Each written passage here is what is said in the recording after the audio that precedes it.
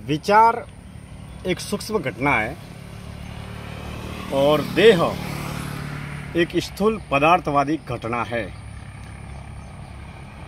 विचार का निर्माण हर क्रिया को जन्म देता है। अब क्रिया और कर्म का ताल्लुक या सरोकार किसी न किसी व्यक्ति, वस्तु, धन, साधन या पदार्थ से है या व्यक्ति से जुड़े हुए संपर्क या संबंध से है।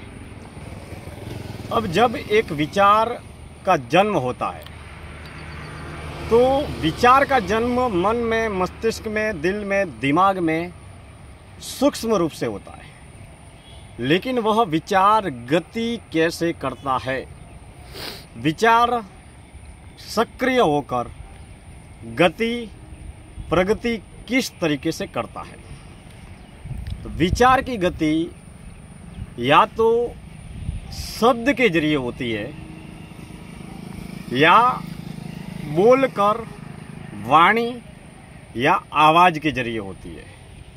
अब जैसे मैं बोल रहा हूँ तो मेरे मन में, मस्तिष्क में, दिल में, दिमाग में जिस तरीके के विचार चल रहे हैं वह वाणी के माध्यम से, आवाज़ के माध्यम से आप तक पहुँच रहे हैं। या फिर बोलकर अगर विचारों की अभिव्यक्ति न की जाए तो विचारों की अभिव्यक्ति लिख कर भी की जा सकती है। वो शब्दों के माध्यम से होती है। जैसे बहुत सारी किताबें लिखी जाती है, कुछ लेख लिखे जाते हैं, लेकिन जो भी है वह सब कुछ मात्र विचार है। अब जिन विचारों को हम लिखते हैं तो उन विचारों को पढ़ने वाला पाठक होता है और उन्हीं विचारों को जो सुनता है वह श्रोता होता है या दर्शक होता है। अब हर विचार का निर्माण जन्म से लेकर अब तक, आज तक किए हुए कर्मों के माध्यम से और जिए हुए जीवन के माध्यम से होता है। अब 100 लोग हैं और 100 लोगों के पास में अलग अलग विचार है, यानी कि जीवन के निर्माण में विचार एक बहुत महत्वपूर्ण भूमिका निभाता है।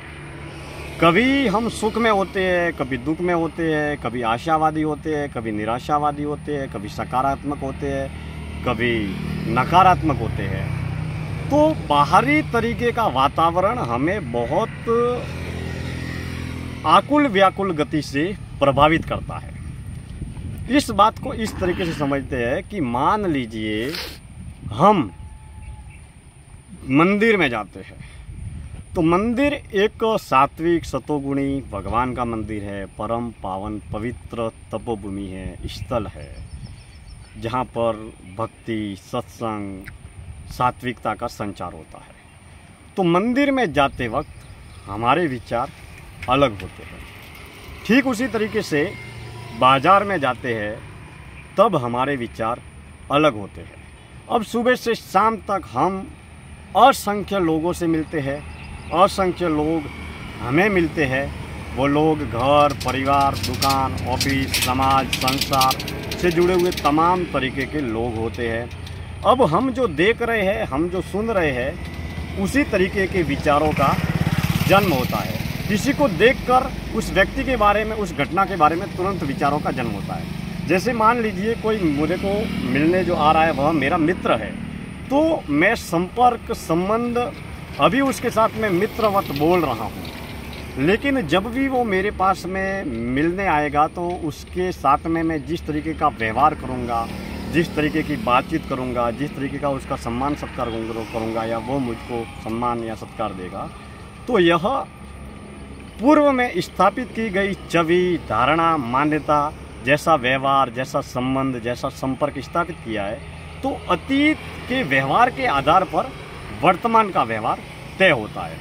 अब मान लीजिए कोई दुश्मन है जिसके साथ में हमारा कोई लड़ाई झगड़ा हुआ है, हमारे संबंध और संपर्क उसके अच्छे नहीं है, तो वो जब भी मिलेगा तो उसके मन, मस्तिष्क, दिल, दिमाग में कटुता होगी, राग, द्वेष, ईर्ष्या, जलन, नफरत का भाव होगा।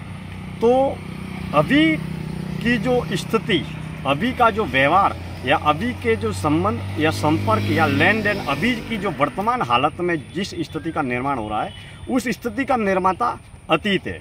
यानी कि भूतकाल में जिस तरीके की बातचीत की है, जिस तरीके की लेन देन की है, जिस तरीके का व्यवहार किया है, उसी के आधार पर वर्तमान काल की अवस्था संपर्क और संबंध में तय होती है। लेकिन हम जिस तरीके से किसी घटना को देखते हैं, किसी क्रिया को देखते हैं, किसी व्यक्ति को देखते हैं, तो जिस तरीके से किसी व्यक्ति को देखते हैं, पदार्थ को देखते हैं, घटना को देखते हैं, कर्म को देखते हैं, क्रिया को देखते हैं, उसी क्रिया को देखते वक्त अगर हम हमारे विचारों को देखना प्रारंभ करें, हम हमारे विचारों के बारे में सजग सतर्क रहना प्रारंभ करें, साक्षी भाव में रहना प्रारंभ करें, कृतज्ञ भाव में रहना प्रारंभ करें, तो सचमुच हमारे जीवन में सकारात्मकता का अद्भुत संचार होगा।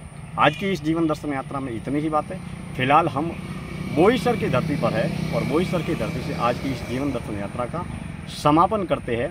कल हम बात करेंगे कि जिस तरीके से साधक के जीवन में घर, परिवार, समाज, संसार, संपर्क, लेन देन, व्यवहार के प्रति साक्षी भाव होता है, उसी साक्षी भाव के साथ में हमारी आंतरिक आध्यात्मिक यात्रा में कर्तव्य भाव को भी साधक को विकसित करना चाहिए, ताकि कर्तव्य भाव के जरिए हम अपनी चित्त का, कर्म का, सोच का, विचारों का, अंतःकरण का रूपांतरण कर सके। सबका भला हो, वसुदेव कुटुंबकम। हमारे संपर्क में, संबंध में जितने भी व्यक्ति, वस्तु है, उनके प्रति सबका भला करने वाली जन कल्याण की भावना हो। इस विषय पर हम अगली वार्ता में बातचीत करेंगे। तब तक के लिए बहुत बहुत धन्यवाद।